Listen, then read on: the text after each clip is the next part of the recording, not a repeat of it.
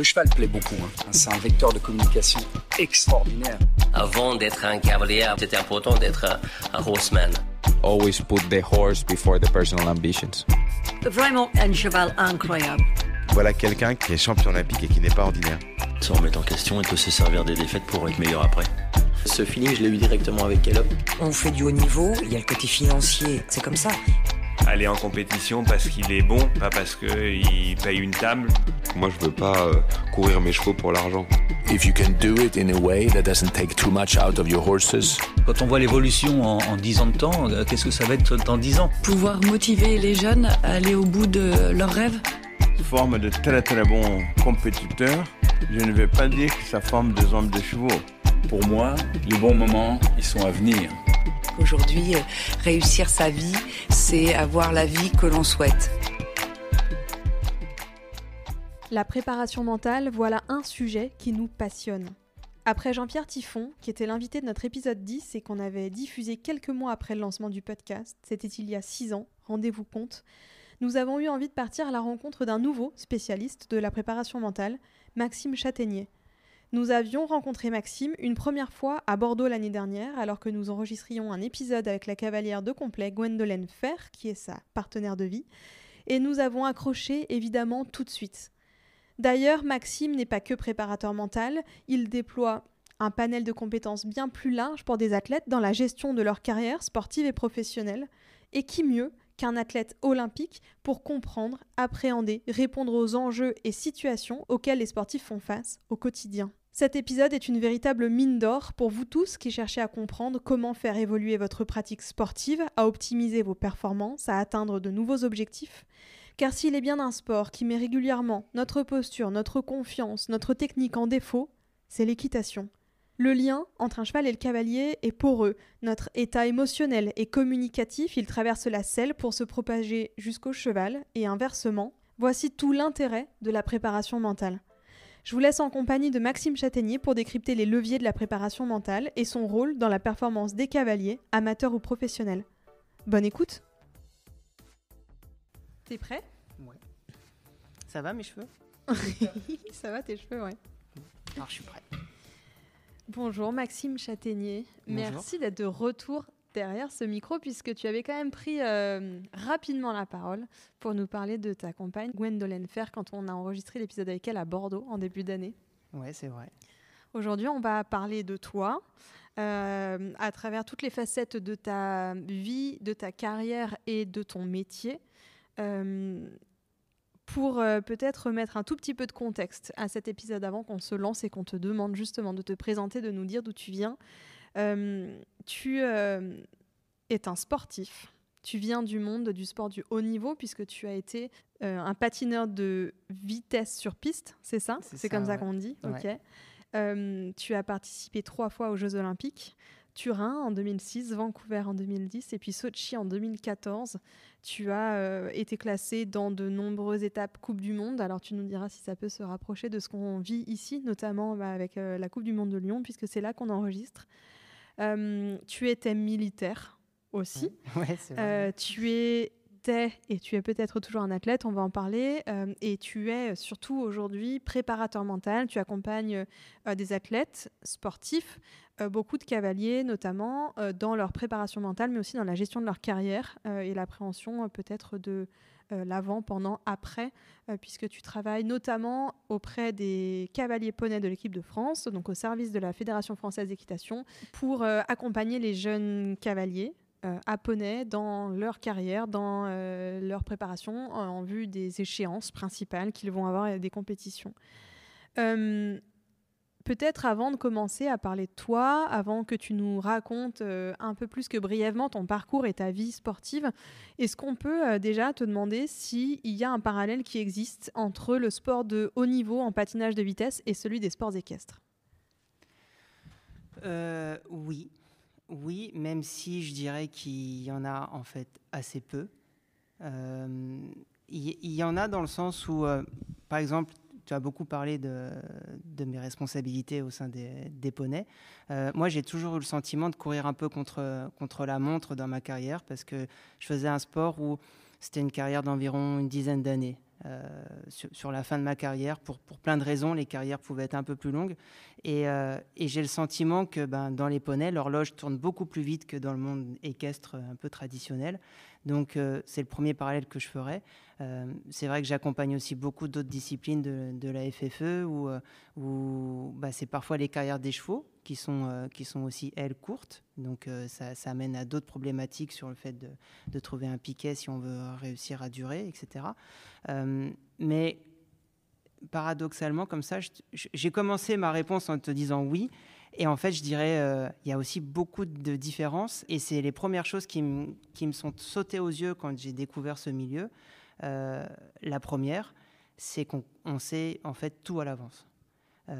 C'est qu'on offre l'opportunité aux cavaliers, du moins sur le saut d'obstacle et le complet. Le dressage, c'est encore mieux, ils savent la reprise bien à l'avance, mais de faire une reconnaissance. Et ça, moi, j'aurais adoré savoir à l'avance comment la course va se passer, qui va me dépasser, qui va me bousculer, est-ce que la stratégie que j'ai mise en place va se dérouler à la perfection. Et l'exemple que j'aime bien utiliser avec les jeunes, c'est un peu comme si tu allais passer ton bac et que tu connaissais le sujet du bac à l'avance, quoi. Donc c'est génial, ça permet de pouvoir élaborer vraiment une stratégie, un plan ultra précis. En plus de ça, il n'y aura personne sur la piste pour te gêner, normalement. Donc ton adversaire, c'est pas d'autres patineurs comme moi j'avais à gérer sur la piste, mais finalement c'est le parcours, c'est les obstacles, c'est même toi-même, certains diront.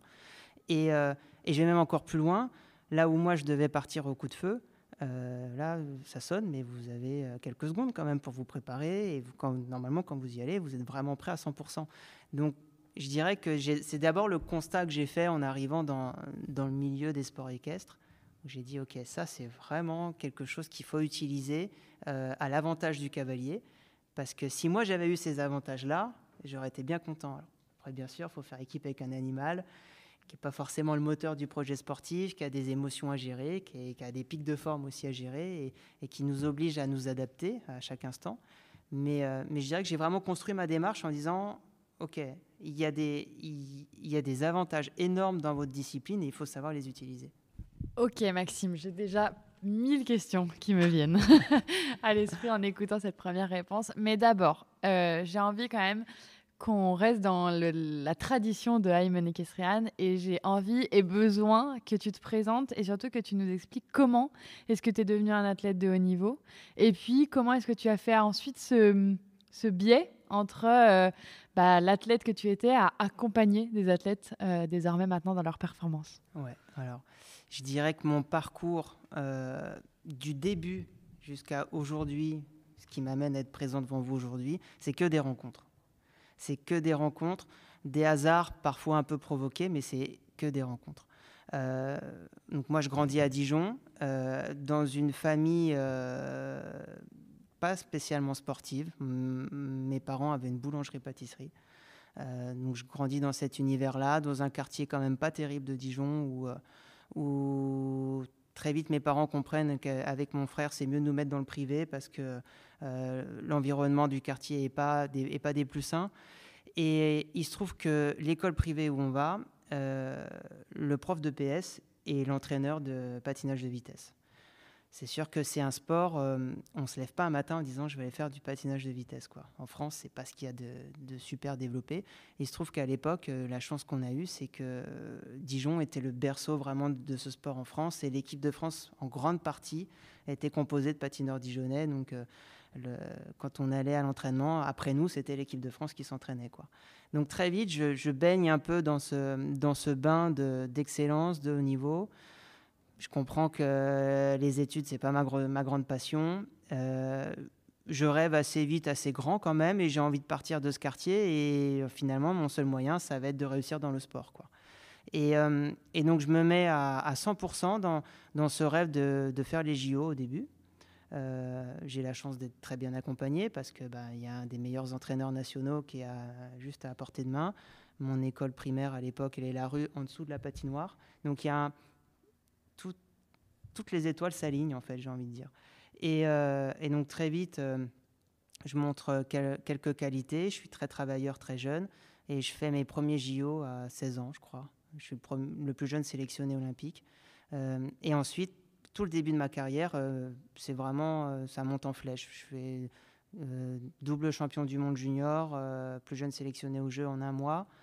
Par la suite, j'enchaîne les titres de champion du monde, champion d'Europe. Je gagne quelques coupes du monde. Je finis numéro 1 mondial en 2011. Et donc, je fais une belle carrière dans le patinage de vitesse. Dans le short track, pour ceux qui connaissent, c'est le sport qui a défrayé la chronique il y a quelques années. Maintenant, c'est plus tout jeune. Quand tout le monde était tombé au JO, que c'est le dernier qui avait gagné la médaille d'or. Malheureusement, ça ne m'est jamais arrivé. Sinon, je ne me serais pas entraîné si le dernier gagnait. Mais c'est un sport qui est beaucoup connu à travers cette image-là. Et donc, j'ai beaucoup voyagé grâce à ce sport. Jusqu'à atterrir dans différents pays du monde, et j'ai fini ma carrière en fait au centre d'entraînement en altitude de Font-Romeu, et c'est là que j'ai rencontré celui qui allait devenir mon meilleur ami, qui était le professeur de la section sport-études d'équitation de Font-Romeu, qui plus tard m'a présenté Gwen. Voilà comment j'ai fini par atterrir connecté au monde de l'équitation. Donc quand je me suis mis en couple avec Gwen, j'ai découvert cet univers qui m'était complètement étranger. Ça a été assez fascinant, et surtout, je me suis senti accueilli vraiment les bras ouverts, quoi. Et le projet que j'avais, une fois ma carrière terminée, parce que moi, ce que je voulais vraiment, c'était pas partir par la petite porte. Je fais un sport où, quand vous gagnez la Coupe du Monde, vous êtes numéro 1 mondial pour l'ensemble de l'année qui suit. Pas comme dans les sports équestres où vous pouvez l'être qu'une semaine en fonction du ranking. Et du coup, donc je suis numéro 1 mondial, je refais une saison derrière. Je reste dans le top 10, mais je commence à m'apercevoir que je me blesse, que j'ai moins envie, que j'ai un peu fait le tour de la question. Et mon projet de reconversion depuis toujours, c'était de rentrer aux Pompiers de Paris. Donc à l'époque, j'avais dépassé la limite d'âge, mais j'étais déjà sous contrat avec l'Armée des Champions, d'où mon statut de militaire à l'époque, qui était ni plus ni moins qu'un sponsor en réalité. Et donc j'intègre la brigade des Pompiers de Paris. Et à ce moment-là, je pense que quand je sors de ma carrière, je dirais pas que je suis abîmé, mais je suis fatigué, je suis usé. Je me considère même plus vraiment comme un compétiteur. J'ai même carrément le sentiment que j'ai un peu raté ma carrière, parce que il se trouve que j'ai pas eu la médaille olympique après laquelle je courais. Je comprendrai plus tard que finalement j'ai quand même un beau palmarès, mais à ce moment-là, j'ai vraiment le sentiment que j'ai loupé quelque chose. Et donc je pars aux Pompiers de Paris, et je vis d'autres choses complètement dingues. J'entre aux Pompiers de Paris au mois d'août 2015, je crois. Quand je sors de l'école, à peine sorti de l'école, c'est la période des attentats, du Bataclan, etc. Alors, c'est sûr que quand on arrive là-bas, qu'on se dit j'ai déjà vécu des finales olympiques, j'aurais jamais rien de plus stressant dans ma vie, là, ça vous ramène vite sur terre quand même. Vous savez que la pression d'un résultat sportif, finalement, à côté de ce que vous pouvez vivre à travers ces différentes interventions, c'est quelque chose. Et il se trouve qu'à ce moment-là dans ma vie, je file pas mal de coups de main à Gwen sur sa prépa mentale. Ça m'intéresse. Et c'est super intéressant de lui partager mon expérience quand elle rencontre une situation que moi j'ai vécue quelques années avant, en fait. Et quand j'ai pas vécu la situation, là, c'est plus compliqué. Je m'aperçois que j'ai un petit peu de pratique, mais que j'ai pas de théorie, en fait. Et ce qui se passe, là encore, c'est une rencontre. C'est que je déjeune un jour à la caserne avec un des responsables de la cellule psy des Pompiers de Paris. On discute des briefs, des attentats sur les terrasses du Bataclan, etc. Et puis, il me partage que, quand même, des profils dans mon style ont beaucoup mieux géré l'après et le pendant, dans le sens de protéger ses compétences face à la situation, de rester dans la manœuvre, d'arriver à prodiguer les soins aux gens tout en restant en sécurité par rapport à d'autres. Et puis, j'en viens à partager le fait que moi, ça m'intéresse pas mal, la prépa mentale, etc. Et là, il me propose de donner un coup de main sur la préparation mentale du pompier de Paris, sur ce qu'on appelle les plans rouges alpha. Un plan rouge, c'est une situation avec beaucoup de victimes, et alpha, il y a une notion d'attentat. Et puis, je ne vous cache pas que très vite, je me dis, OK, là, potentiellement, je peux être au chaud dans un bureau entre les interventions, plutôt qu'à la plonge du réfectoire ou à nettoyer les toilettes. Je dis, je suis votre homme, il n'y a absolument aucun souci. En réalité, je ne suis pas très armé en termes de théorie sur le mental à l'époque. Et puis, je fais le constat très vite qu'avec Gwen, je suis un peu dans une impasse, en tout cas pour l'aider sur ce moment-là. Aux pompiers de Paris, il va falloir que je sois crédible quand même, parce que j'aurais un peu promis que je savais tout, alors que pas tant que ça. Et j'ai 5 heures de route, 5 heures de train pour aller prendre mes gardes. Habitant sur Toulouse, Toulouse-Paris, il y a un peu de route. Je me dis, je vais reprendre mes études, et puis je vais aller passer tous les diplômes que je vais trouver sur la psychologie du sport, prépa mentale, etc. Et ça me passionne vraiment. J'essaye vraiment de prendre les diplômes les plus carrés, parce que ce que je pensais à l'époque, c'est qu'on allait bientôt réglementer la préparation mentale. J'avais toujours quand même un petit peu un plan B dans ma tête en me disant, le jour où j'ai fait ce que j'avais à faire à la brigade des pompiers de Paris, pourquoi pas, parce que c'est vrai, ça m'intéresse vraiment beaucoup. Et puis je m'apercevais quand même que le monde du sport de haut niveau me manquait. Et je sélectionne tous les diplômes universitaires me disant, j'aurai un CV potentiellement FED compatible. Le jour où une fédération recherche, je peux présenter un CV assez carré.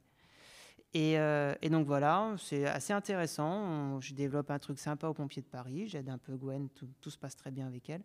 Et un jour, elle se sélectionne sur un championnat d'Europe.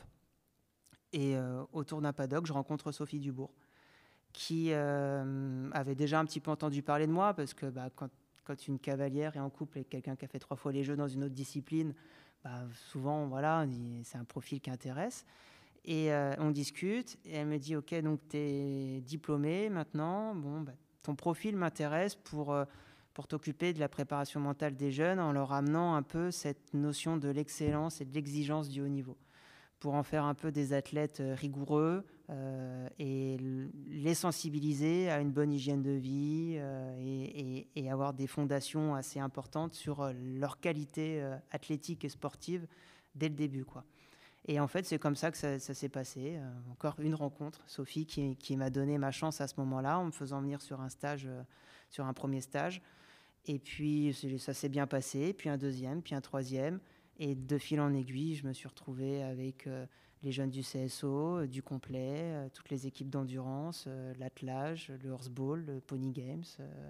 J'en oublie peut-être. Et quelques années se sont écoulées, et maintenant je connais assez bien quand même le milieu. Je suis moins dans le patinage de vitesse que dans l'équitation aujourd'hui.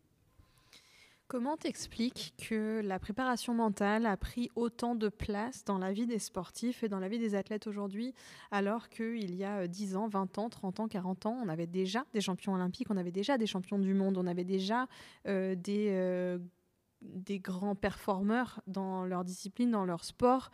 Qu'est-ce qui a changé? Pourquoi est-ce qu'aujourd'hui, on a plus besoin, peut-être, voilà, quel est ton regard là-dessus? Est-ce qu'on a aujourd'hui plus besoin des préparateurs mentaux, des préparateurs mentaux, ou est-ce que finalement, c'est juste une évolution ou un switch? Alors, je dirais pas qu'on en a plus besoin aujourd'hui.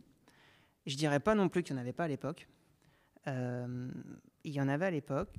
Et il y avait aussi, surtout à l'époque, des hommes orchestres. C'est-à-dire que le coach, il faisait tout. Le coach, il était préparateur mental, préparateur physique, parfois groom, parfois en fonction des disciplines. Donc, c'est très sympa un homme orchestre, hein, mais si vous voulez jouer du Vivaldi, ça va être un peu plus compliqué. Et c'est pour ça que le sport moderne a glissé gentiment vers des chefs d'orchestre qui s'entouraient de staff technique, avec des compétences bien précises où chacun avait son rôle. Ça, c'est la première chose. La deuxième chose, je pense aussi que moi, je dirais, une deuxième génération de préparateurs mentaux qui n'avons pas eu à essuyer les plâtres un peu. Avant moi, aux côtés de la FFE, il y avait Jean-Pierre Tiffon. Je sais qu'il est passé chez vous. Je sais que je dois beaucoup à Jean-Pierre parce que c'est lui, quelque part, qui est passé le premier, qui a dû convaincre, essuyer les plâtres, parfois faire face à de la méfiance parce que les préparateurs mentaux, avant, on ne savait pas trop ce qu'ils faisaient, comment ils le faisaient non plus. Et surtout, je crois que les cavaliers ne voulaient surtout pas dire qu'ils travaillaient avec des préparateurs mentaux. En plus, ouais, il y avait ce côté un peu... mais moi, j'ai connu ça aussi en tant qu'athlète. Si j'en ai besoin, ça veut dire que je suis faible et que je ne suis pas au niveau. Aujourd'hui, on voit encore la récente actualité à Versailles, enfin à Paris 2024. Il n'y a pas une médaille qui s'est faite sans qu'on parle de préparation mentale. En natation, on a vu Léon Marchand parler de Thomas Samut à chaque interview qu'il fait. Et je trouve que c'est chouette parce que la préparation mentale a pendant longtemps souffert d'une image un peu sulfureuse, en étant plus source de soucis pour les coachs que de solutions. Et c'est une chose dont je suis très fier, c'est qu'aujourd'hui, j'ai beaucoup de confiance de la part des coachs. C'est souvent les coachs qui m'appellent parce qu'en fait, j'ai essayé vraiment d'être transparent le plus possible dans les outils qu'on utilise, dans surtout ce qu'on dit pour travailler en équipe. C'est super important qu'on travaille en équipe autour des athlètes. Et puis je pense aussi que ces 10 dernières années, on a fait tellement d'évolutions sur les neurosciences qu'on est enfin capable d'expliquer scientifiquement pourquoi c'est si efficace quand vous visualisez votre parcours avant d'aller en piste, pourquoi telle respiration va vous permettre de vous apaiser, pourquoi telle respiration va vous permettre de vous dynamiser. En tout cas, moi, dans ma démarche, j'essaye vraiment d'être simple, le plus simple possible et surtout le plus concret possible. Et quand j'utilise un outil, j'explique pourquoi on utilise celui-ci et pourquoi il va être efficace.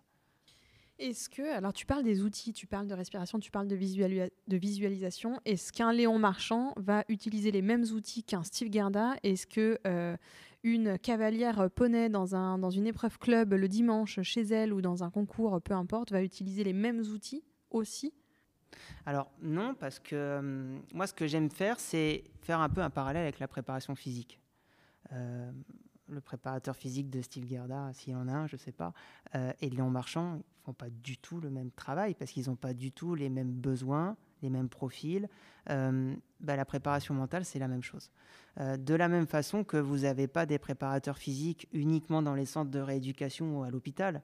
Il y a des gens qui vont très bien, qui ont des préparateurs physiques. Préparateur mental, là encore, c'est la même chose. C'est pas que quand ça va mal. Et c'est ce que je trouve passionnant, c'est qu'on est tous différents.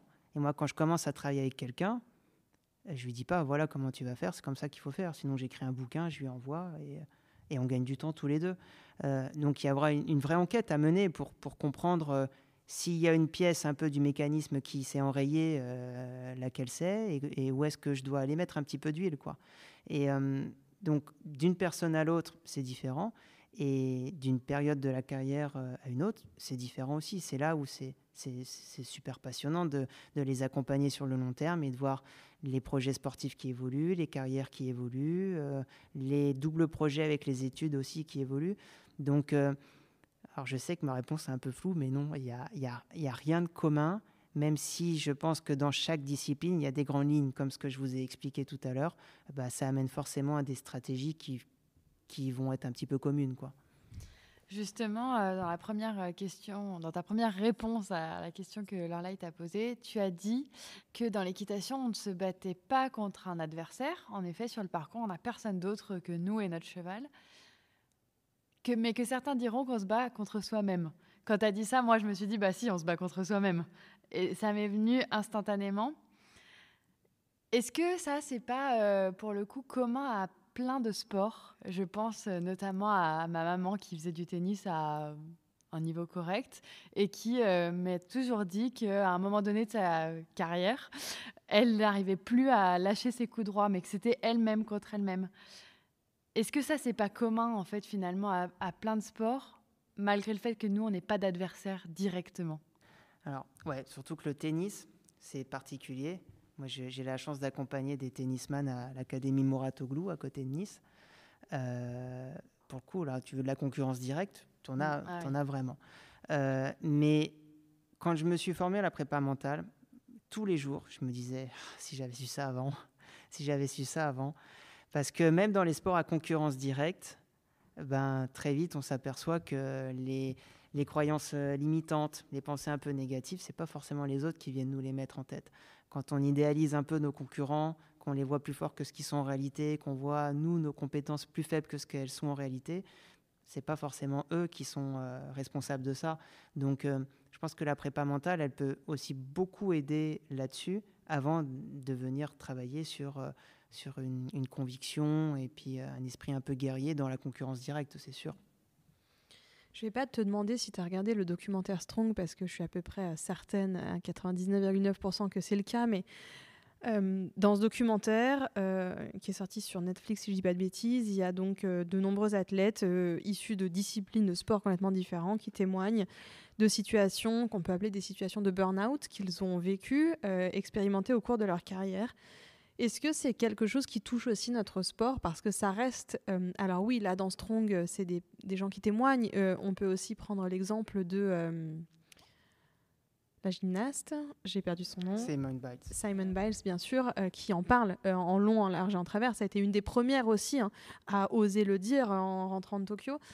Nous, dans notre sport, personne n'en parle. Personne ne dit, là, je veux plus voir un cheval, je veux plus mettre mes fesses sur une selle. Mais toi, qui le vis de l'intérieur, est-ce que ça touche aussi notre sport, ou est-ce que, parce qu'on est animé par une telle passion, parce qu'il y a l'animal, parce qu'il y a le cheval, quelque part, on s'affranchit de ce risque-là, de ce risque d'un vrai passage de burn-out? Alors, je sais pas. Ce qui est certain, c'est qu'en plus de ça, l'équitation, si vous avez un système en place et que vous êtes performant, vous pouvez rester 40 ans, quoi. Donc, j'ai envie de dire, on ne peut pas tricher.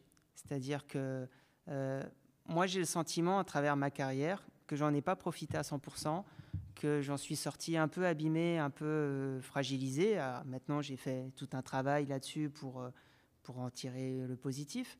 Mais sur ce côté burn-out, c'est vrai qu'il y a... Parfois, vous rentrez dans des systèmes où vous avez le sentiment que les résultats vont vous rendre heureux, que les résultats vont vous permettre de vous aimer un peu plus.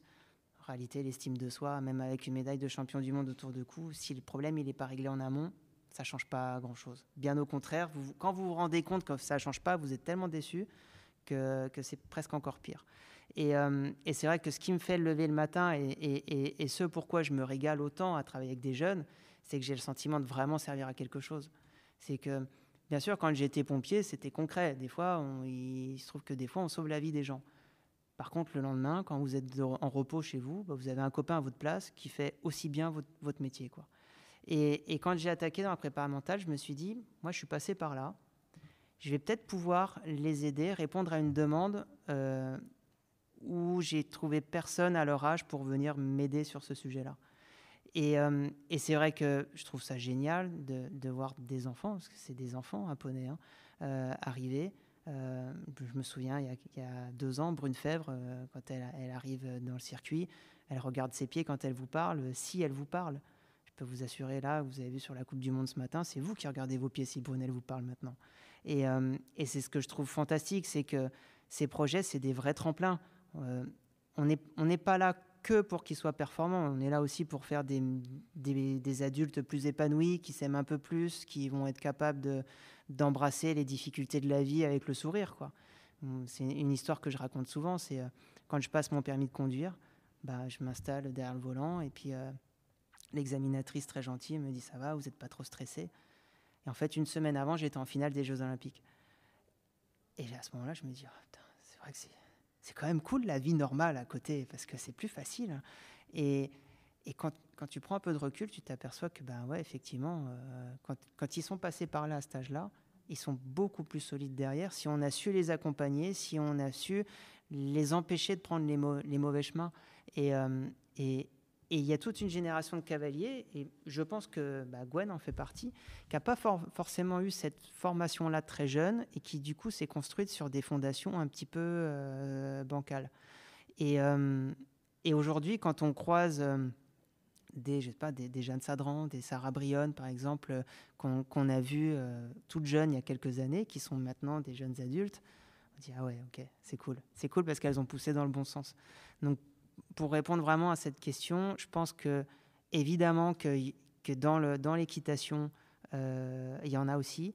Et en plus de ça, moi, je faisais un sport où il fallait que je sois performant à l'entraînement, et après, je rentrais, je me mettais dans mon canapé, quoi. Et puis, une fois que j'avais commencé à me dire, ok, là, je suis en train de vieillir, il fallait que je me reconvertisse. C'était très, très séparé. L'équitation, la reconversion, elle est directement mélangée avec la carrière du cavalier. Il doit manager des tonnes de gens. Au plus haut niveau mondial, c'est environ 15 compétences différentes autour d'un cavalier de haut niveau. Alors, certains sont entourés, certains font tout. C'est énorme. Pour les femmes, comme c'est un sport mixte, mine de rien, il y a quand même 2 fois moins de places que dans un autre sport. Hein. Moi, j'ai une compagne, si son sport n'avait pas été mixte, elle aurait probablement déjà fait plein de JO, plein de championnats et des médailles. Et en plus de ça, ceux qui ont leur place peuvent la garder pendant 40 ans. Quand vous avez fait ce constat-là, vous dites, OK, là, c'est pas simple. Parce que moi, je viens d'un sport où, à la limite, il y a une génération qui attend sa place et puis ça va être libéré assez vite, quoi. Dans l'équitation, ça se passe pas comme ça. Donc, Tout ce que tu dis, ça me fait penser à quelque chose, moi, qui m'a frappé cet été aux Jeux Olympiques de Paris. Steve Gerda, après avoir fait faute dans le barrage de la finale de saut d'obstacle individuel, a dit, et a terminé 2e, donc médaillé d'argent, encore une barre qui va m'empêcher de dormir pendant 4 ans. Et je me suis dit quand même, ce mec-là, ce cavalier-là, a tout gagné. Il a un mental de fer, on ne peut pas dire l'inverse. Il est capable de tenir la pression des plus grands championnats. Il a été champion olympique, etc., etc. Comment est-ce qu'avec toute l'expérience qu'il a, le recul qu'il a, l'âge qu'il a, tout ce qu'il a fait, il peut encore dire « Ah bah, encore un 4 points, une barre qui va m'empêcher de dormir pendant 4 ans ». Quelle analyse est-ce que tu fais de ça, toi ? Déjà, il faudrait lui demander s'il estime que c'est une erreur technique ou c'est juste le sport ou que c'est son mental qui a flanché à ce moment-là. C'est pas forcément son mental, d'ailleurs. Par contre, ce qui est intéressant, c'est que ça laisse transpirer la magie des JO. On peut avoir tout gagné, plus rien à prouver. Les JO, c'est les JO. Et j'ai fait beaucoup de conneries dans ma carrière. Et je dirais que la première que j'ai faite, c'est d'aller sur mes premiers JO en me disant... C'est les mêmes adversaires que d'habitude. L'anneau, il est pareil. Cette patinoire, je la connais. Je vais courir ça comme une Coupe du Monde. Ouais, je peux vous assurer qu'en fait, non, pas du tout. Parce que tout est différent. Parce qu'on reste malgré tout des sports peu médiatisés. Et donc, vous avez cette pression-là en disant, si je fais une médaille, les gens vont me connaître. Mais pas juste les gens de mon milieu. Donc, ça va être bon pour mon sport, bon pour la filière, bon pour mes sponsors, bon pour tout le monde. Il y a certaines disciplines où une médaille olympique peut vraiment changer la vie. Ce n'est pas forcément le cas d'un cavalier de CSO international, mais c'est vrai que les Jeux, c'est vraiment particulier. On sent un peu la responsabilité de votre pays qui vous regarde. En plus, on sait que parfois les gens, ils savent juger, pas toujours de manière bienveillante quand les performances ne sont pas là. J'ai le sentiment qu'à Paris, c'était différent. Il y avait plus de bienveillance vis-à-vis des athlètes qui ne performaient pas. Mais je pense aussi, pour finir sur cette réponse, que les meilleurs mondiaux, c'est toujours ceux qui se remettent en question le plus possible, qui se reposent jamais sur leur laurier, qui se sentent jamais prêts ou ultra confiants. Alors, c'est là où la limite est faible entre cette insouciance, trop de confiance qui parfois fait perdre un peu notre vigilance et nous fait nous surprendre bêtement, et une peur de l'échéance ou une prudence qui finalement montre un manque de confiance. C'est un point d'équilibre qui est très faible, qui est très difficile à trouver à l'instant T. Mais je pense que c'est de ces erreurs-là, voire échecs, même si en somme, vice-champion olympique, c'est quand même pas tant un échec, que finalement on retourne à l'entraînement. Et puis si vous arrivez à revenir avec un petit peu plus de hargne en disant là, j'ai une revanche à prendre, si les échecs vous aident, vous dynamisent, vous construisent plutôt que vous abîment, là, vous êtes dans la bonne direction, quoi. C'est un sujet que je n'avais pas du tout pensé aborder, mais simplement parce que ça ne m'avait même pas traversé l'esprit quand j'ai préparé l'interview et quand on en a parlé. Je suis en train de me dire que la préparation mentale dans notre sport, elle est encore plus importante que dans beaucoup d'autres sports, notamment parce qu'on travaille avec un animal. Encore plus importante pour une raison là qui vous saute aux yeux, c'est parce que justement on ne peut pas prédire, mais aussi parce qu'on se doit d'être le garant du bien-être de cet animal, et c'est un sujet énorme qui touche la filière aujourd'hui. Et j'ai le sentiment peut-être que le fait de faire rentrer de la préparation mentale dans notre sport, ça peut aussi venir intervenir comme un garde-fou pour essayer de préserver notre sport, pour essayer de le sauver, parce qu'on le sait, en fait, on a tous, je pense, n'importe quel cavalier fait ça parce qu'il aime le cheval, même les plus grands champions, ils le font parce qu'ils aiment le sport. Pour autant, quand on est 8 heures par jour les fesses sur un cheval, il y a des moments où on n'a plus la patience, où on n'a plus l'énergie, où on n'a plus envie, et c'est là qu'on peut peut-être passer des limites, franchir des limites qui ne devraient pas être franchies. Est-ce que toi, tu prends ton métier aussi selon cet angle-là? Est-ce que tu l'investis en tout cas avec cette envie-là? Bien sûr. Après, c'est vrai que sur ce sujet-là en particulier, c'est évidemment un point sensible parce que ça vient toucher à des valeurs qui me touchent aussi. Parce que moi, je suis évidemment à 100% pour le respect de l'animal, pour le bien-être des chevaux. Et comme je m'occupe aussi beaucoup de cavaliers seniors, etc. Mais si aujourd'hui on parle un peu plus de mes responsabilités auprès des jeunes, il y a une notion d'éducation aussi parfois. Et c'est là où j'essaye de faire preuve un peu de philosophie en me disant, ok, bon, si on t'a appelé, c'est qu'il y a quelque chose à régler. Après, ce quelque chose, ça peut être un manque de confiance, un manque de concentration, et ça peut être un manque de gestion des émotions et de la frustration, et donc de la colère qui s'exprime parfois sur le cheval. C'est là où il faut vraiment que j'arrive. Je me dis toujours, être un très bon coach, c'est arriver à travailler avec quelqu'un avec qui vous ne partiriez pas en vacances et qui ne vous ressemble pas.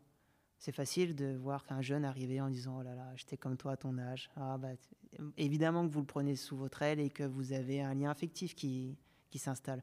Quand vous voyez des jeunes qui peuvent être colériques, qui ne gèrent pas la frustration et qui sont violents, mais là on parle du cheval, mais les parents, des fois en sortant de piste, c'est les paratonnerres aussi, hein, comme je dis toujours, c'est facile pour personne en réalité. Et c'est là où je me dis, ok, bon, sorti un peu du côté, moi aussi j'ai mon émotion à gérer, moi aussi j'ai ma colère, c'est important qu'on ait un cadre très précis et que quand on travaille en équipe, on puisse partager les mêmes valeurs. Parce qu'à partir du moment où je travaille avec quelqu'un, je ne vais pas dire que ses comportements sont aussi de ma responsabilité, mais quasiment. Et donc, c'est important de les responsabiliser aussi là-dessus en disant, attention, si tu te comportes mal, on va dire, ah bah, elle ou il bosse avec Max, et donc, sous-entendu, Max valide ces comportements-là. Donc, c'est super important aussi de comprendre qu'est-ce qui peut dérailler dans des moments où les émotions sont plus gérées, et qu'est-ce qu'on peut mettre en place pour anticiper ces moments-là, parce que c'est vrai qu'on a un avantage dans notre milieu, c'est qu'on anticipe un peu toutes les difficultés. C'est-à-dire, vous savez si vous allez monter un cheval qui est compliqué, vous savez si, dans tous les cas, vous allez monter un cheval, vous savez que si vous n'avez pas le résultat que vous voulez en sortant de piste, il va falloir gérer de la frustration, et donc d'essayer de tout anticiper pour soit entraîner votre capacité à gérer les émotions pour que le moment, à l'instant T, l'émotion ne monte pas trop, et quand elle monte, d'arriver à éteindre l'incendie avant qu'il soit trop gros, quoi. Donc, dans cette démarche-là, j'essaie vraiment d'accompagner les athlètes. Et puis, c'est vrai que la difficulté du cavalier, c'est qu'il doit gérer ses émotions et qu'il doit aussi gérer les émotions de son cheval. Donc, il a un peu la double mission dans ces cas-là. Et il y a aussi une pollution émotionnelle qui peut s'installer. Donc, si lui, dans tous les cas, est tendu, stressé ou en colère, il va transmettre une émotion et inversement. Est-ce que tu travailles dans des projets fédéraux pour intégrer la préparation mentale, en tout cas le sujet de la préparation mentale, dans les programmes des enseignants en équitation? Ouais.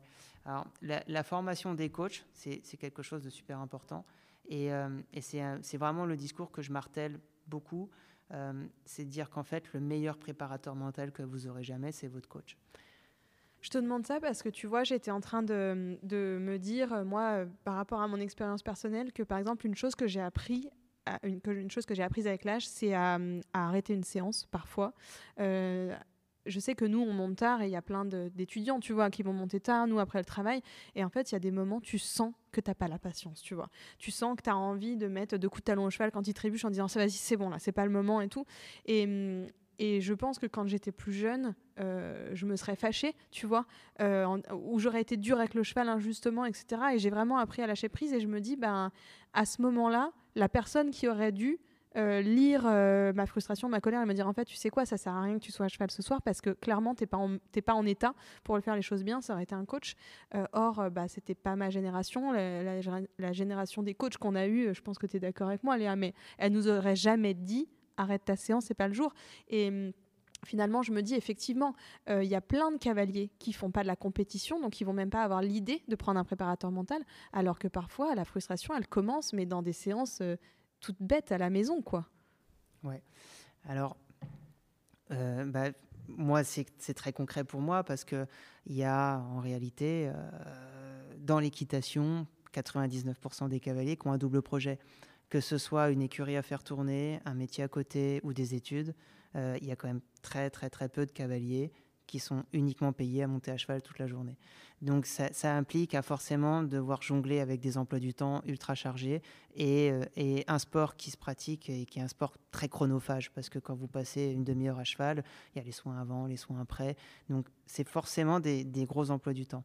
Et tous les gens que j'accompagne au quotidien, j'essaie toujours qu'on remplisse vraiment des caisses à outils et que dans ces outils, ils aient un petit sas de concentration ou un sas un peu de relaxation, de relâchement avant la séance.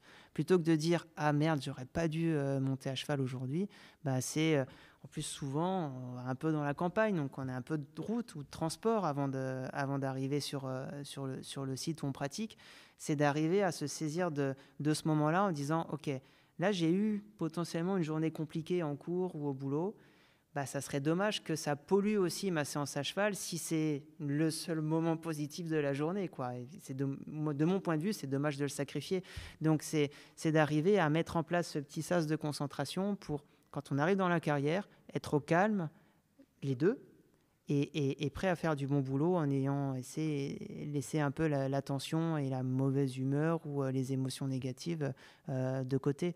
Et donc, j'ai essayé vraiment dans ma démarche d'avoir les outils les plus clairs possibles et les plus simples à comprendre et les plus précis. Donc, j'ai fait dessiner des trucs où on essaye de se dire, tiens, dans quel mode je suis là ? Est-ce que je suis à côté de mes pompes ou est-ce que non, je suis dans un mode qui est adapté à la situation ? Et d'avoir déjà cette démarche-là, en se posant la question avant, ça permet d'être dans ce que j'appelle l'action et pas la réaction une fois que le problème est survenu et puis que potentiellement on dit, vas-y, allez, celle-là, elle est perdue, on verra ça demain. Parce qu'en réalité, un cavalier de concours, il ne peut pas faire ça. Il ne peut pas dire, ouais, bon, tant pis, l'épreuve est perdue, je reviendrai demain, quoi. Donc, c'est là où c'est important d'être préparé pour savoir anticiper les problématiques, les éviter, et si elles surviennent, savoir s'adapter et puis gérer les petites émotions avant qu'elles deviennent grosses, quoi. J'ai 2 questions, Maxime, à te poser à propos de ta fonction de préparateur mental des cavaliers poneys, très particulièrement. J'ai l'impression d'avoir 70 ans quand je vais te poser cette question et j'ai pas envie de dire que c'était mieux avant parce que j'aime pas les gens qui pensent ça. Le circuit poney a énormément évolué. Moi, j'ai fait du poney, j'ai suivi les poneys de Grand Prix il y a 15 ans de ça. Et pourtant, il y a plein de choses qui ne changent pas. Quel regard est-ce que tu portes, toi, sur ce sport de haut niveau dans le milieu des poneys, dans le circuit des poneys? Ce matin, j'ai regardé la Coupe du Monde, j'ai vu Brune et tous ces autres cavaliers, tous ces autres poneys qui sont des machines de guerre, clairement.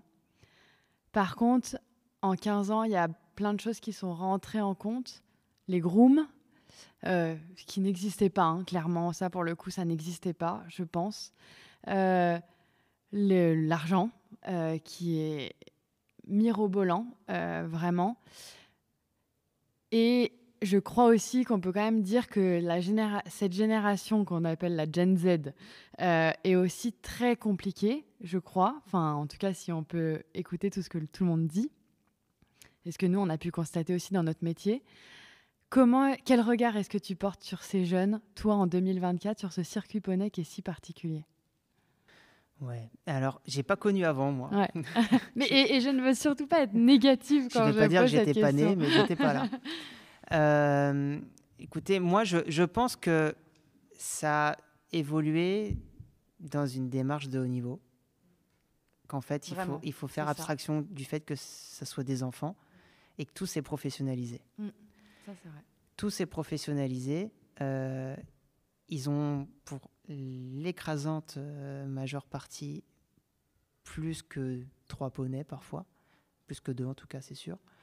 Et la concurrence est rude. Je dirais que la base de la pyramide s'est élargie et donc le haut de la pyramide est plus haut.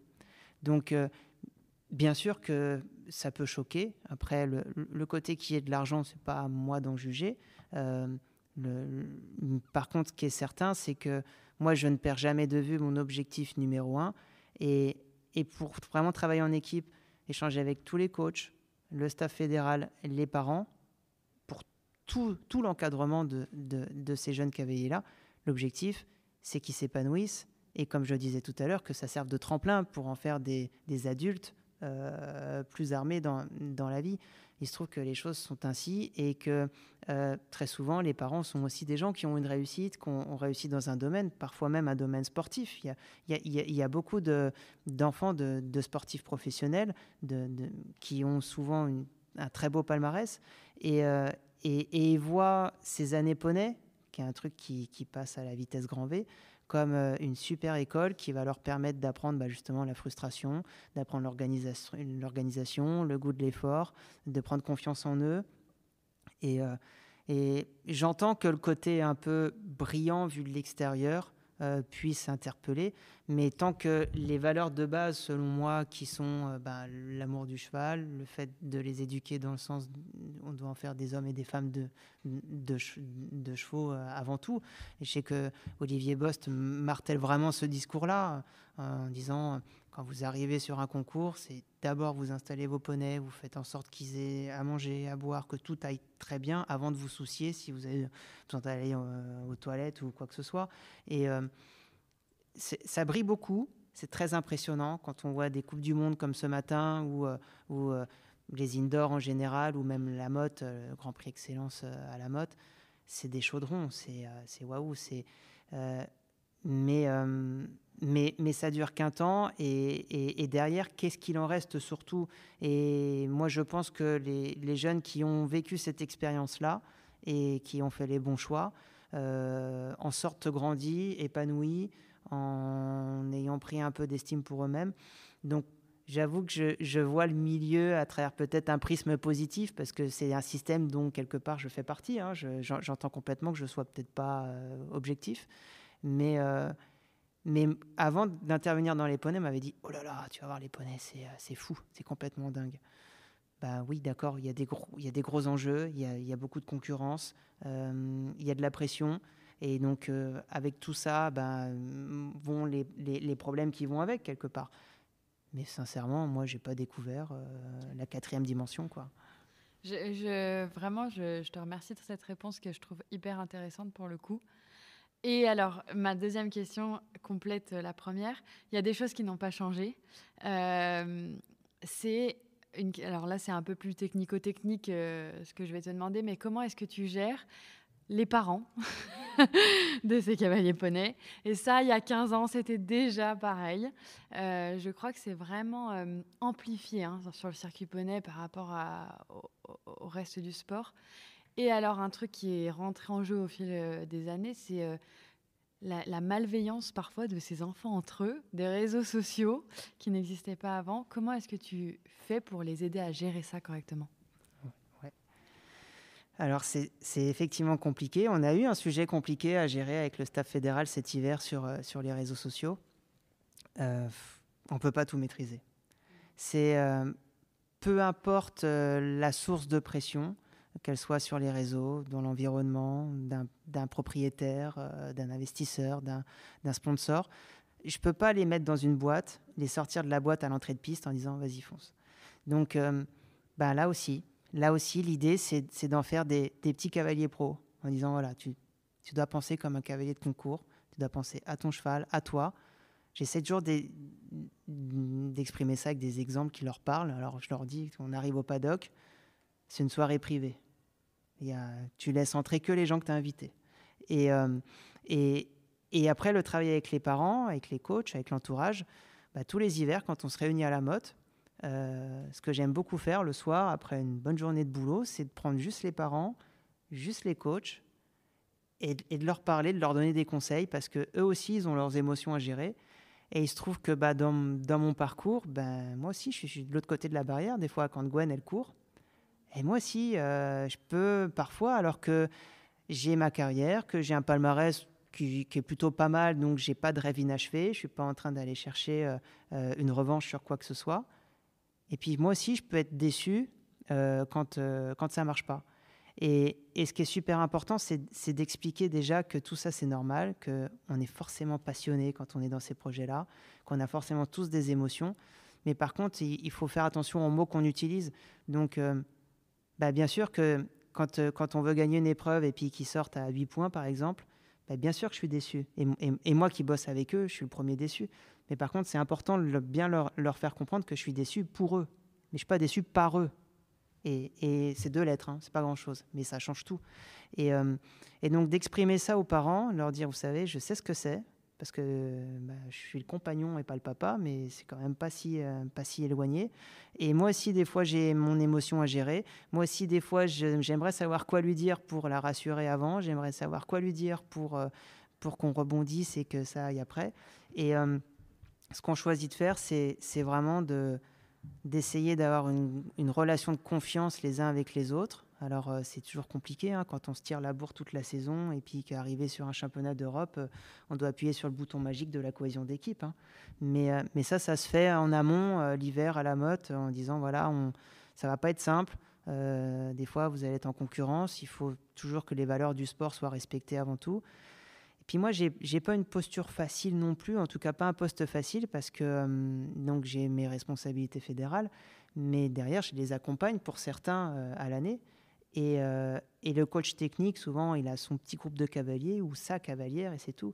Des préparateurs mentaux dans le milieu, il n'y en a pas tant que ça en réalité. Et moi, je parle avec beaucoup de gens. Et donc, des fois, je coach des gens qui ne s'entendent pas entre eux. Ça peut arriver. Donc, c'est très important aussi pour moi que je sois vraiment neutre et que je reste de confiance vis-à-vis de tout le monde. Mais c'est sûr que, comme j'ai eu une discussion avec un papa il n'y a pas très longtemps d'ailleurs, et c'était franc, et je suis le premier à dire l'hiver à la Motte en disant peut-être qu'un jour c'est moi qui vais faire une boulette, peut-être que je vais faire une mauvaise blague, peut-être que je vais être maladroit. À ce moment-là, il faudra me le dire, quoi. Et c'est ça qui est super important, c'est dire la bonne entente, l'équilibre, parce qu'à la fin, c'est toujours le cavalier qui pâtit d'une tension qu'il y a dans le groupe, quoi. Donc, ce qui est important, c'est de se dire les choses, qu'il n'y ait pas de non-dit surtout, et puis de respecter avant tout ce qui, pour moi, est la seule règle, c'est que c'est toujours la piste qui parle. Donc, peu importe ce qui se passe sur les réseaux, peu importe ce qui se passe dans les box, à la fin, c'est la piste qui parle, et le sélectionneur, il prend les plus performants, et sur le podium, il y a les plus performants. On le sait parce qu'on a échangé avec toi récemment, pas pour ce podcast, mais pour une des cavalières que tu suis depuis un certain moment, sur le sujet de la gestion de sa carrière. Et justement, donc on sait que ton rôle ne s'arrête pas à les accompagner pour être prêt mentalement, mais dans certains cas, tu vas aussi faire du conseil ou faire de l'accompagnement pour les aider à construire vraiment des bases solides pour leur carrière sportive, notamment parce que tu en as eu, toi, ton expérience, parce que tu as côtoyé à Font-Romeu un certain nombre d'athlètes. C'est un peu la base d'entraînement de tous les sportifs d'hiver, les triathlètes, les sportifs de fond, etc. Ouais, c'est un centre d'entraînement en altitude. Voilà. Donc c'est un centre d'entraînement même mondial. Hein. Il y a beaucoup d'athlètes des 4 coins du monde qui viennent s'entraîner là-bas. Donc, et puis après, ce qui m'a beaucoup aidé dans ma démarche aujourd'hui, c'est que j'ai eu la chance de faire partie d'un programme qui s'appelle les Étoiles du sport, et où on vous forme à ces notions-là. En tout cas, on vous forme pas, on vous sensibilise à comment négocier un contrat. C'est très difficile pour un sportif de dire tiens, combien je vaux moi pour un sponsor. C'est extrêmement difficile. D'avoir une démarche de communication, travailler son mental, travailler son plan de carrière, sa reconversion. Toutes ces données-là, en fait, c'est un business plan, quoi, le truc. Mais c'est une vraie stratégie, en fait. Ouais. Et c'est ce qui me plaît le plus quand j'accompagne un sportif, c'est de travailler sur sa stratégie. De la même façon que quand j'accompagne un cavalier, c'est sa stratégie d'attention. Sur quoi je me concentre quand je suis en piste. Si vous avez la bonne stratégie d'attention, vous avez déjà fait 70% du chemin, en réalité. Et tu parlais, en fait, on peut en parler, parce qu'elle me l'a autorisé. Donc on parle d'Inès Joly, qui vit une saison fantastique. Et les carrières évoluent, les besoins évoluent, les stratégies évoluent, et arrive peut-être à un moment l'idée de dire de quoi j'ai envie et de quoi j'ai besoin à nouveau dans mon système, quoi. Et cette notion de stratégie, je la trouve super intéressante, parce que quand tu regardes objectivement tous les gens qui ont réussi, que ce soit dans le milieu sportif, artistique, du business, ils ont tous eu une stratégie un jour. Alors parfois, ça a pris beaucoup de temps, parfois, il y a eu des détours dans l'itinéraire, mais ils ont tous eu une stratégie un jour. Et avec une cavalière comme Inès, il y a une stratégie sur quelle est l'image qu'on a envie de construire, quelles sont les valeurs que j'ai envie de défendre, avec qui j'ai envie de travailler, comment mon modèle économique va se construire, va s'articuler, parce que ça, c'est quelque chose de très intéressant entre le commerce des chevaux, les partenariats, les gains en concours, le coaching pour certains. Il y a des écuries de propriétaires dans les autres disciplines, notamment le concours complet. Je crois que dans les 15 meilleurs Français, il n'y en a pas un qui a le même système économique.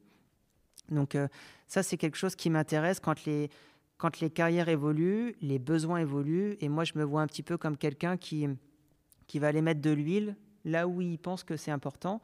Si j'ai la compétence d'aider le sportif sur ce sujet-là, je l'aide avec plaisir. Et si j'estime que quelqu'un le ferait mieux avec moi, j'essaye de trouver des experts, de m'entourer d'experts pour pouvoir répondre à ces problématiques.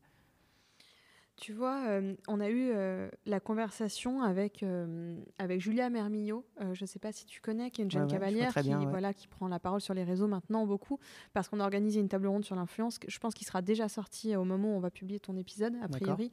Et ça interroge parce qu'on se rend compte que maintenant, être un athlète et être un cavalier, c'est être un homme d'affaires, c'est être une image publique, ça demande beaucoup de temps. J'ai écouté il n'y a pas longtemps un épisode avec Mathias... Dandois,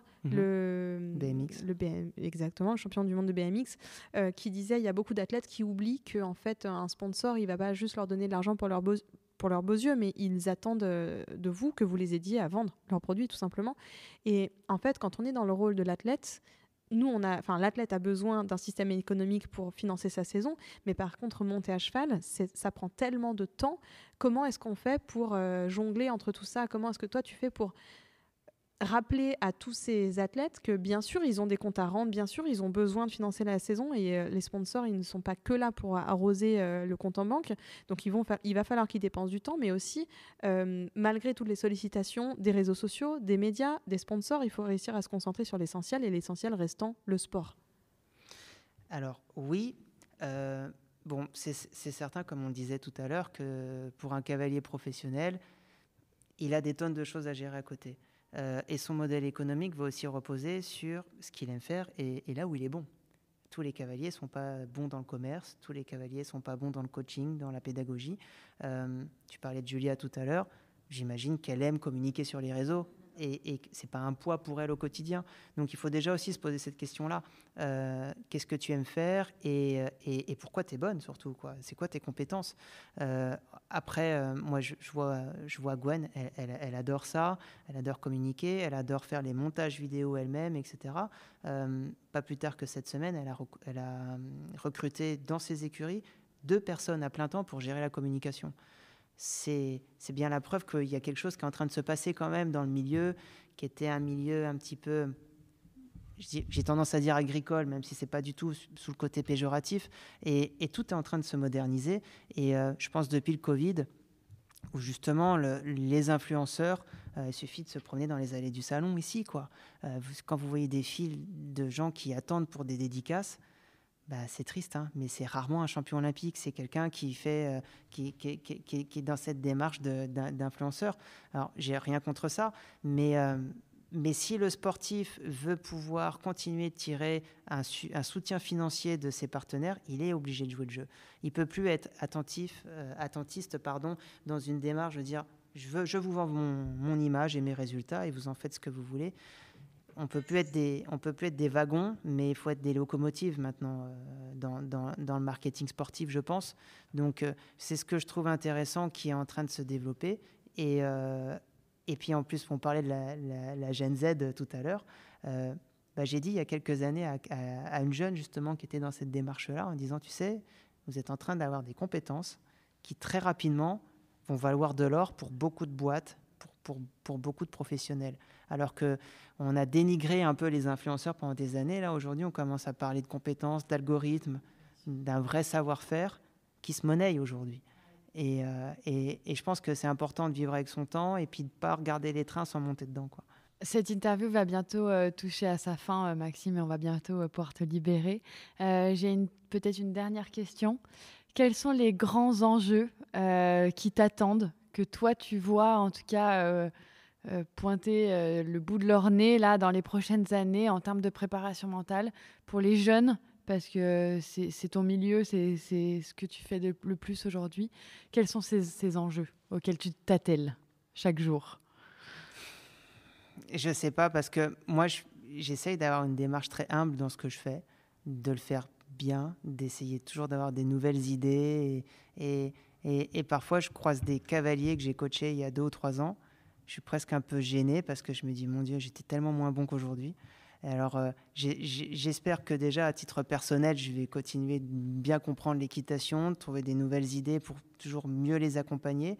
Je pense que les grands enjeux pour moi au sujet de la préparation mentale, quand on garde en tête ce que ça permet sur le plan humain d'avoir, et puis surtout sur le côté santé mentale, arriver à l'âge adulte, et surtout quand on sait que à une période où l'adolescence, c'est toujours un peu forcément compliqué sur l'estime de soi. J'aimerais qu'on puisse démocratiser ça, même si je travaille avec beaucoup de gens qui ne font pas forcément du haut niveau, qui font juste de la balade. Mais les choses sont ainsi faites qu'aujourd'hui, c'est quand même vraiment réservé à une élite et au haut niveau. Et l'idée vraiment, le rêve que j'ai, ça serait de pouvoir amener ce discours-là à l'école. Parce qu'on s'aperçoit que souvent, le système scolaire, il abîme plus qu'il construit quand on ne rentre pas dans la case. Moi, je vois un peu le système scolaire comme un système administratif. Si vous avez un emploi du temps qui est compliqué parce que vous êtes tout le temps en concours, si vous avez un profil qu'on ne sait pas forcément bien accompagner, on a tendance à pas toujours bien s'occuper de vous. Moi, j'ai eu une chance extraordinaire, c'est que je n'ai pas été en sport-études.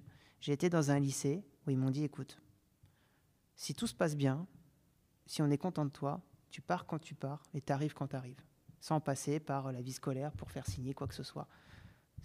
Ça n'existe pas, ça, en réalité. D'arriver, coucou, je suis là, j'arrivais en retard parce que je sortais de l'entraînement, je partais en avance parce que j'allais à l'entraînement. Donc j'ai eu une scolarité au lycée qui était vraiment ultra sur mesure. C'est pour ça aussi qu'on voit qu'il y en a beaucoup qui finissent au CNED.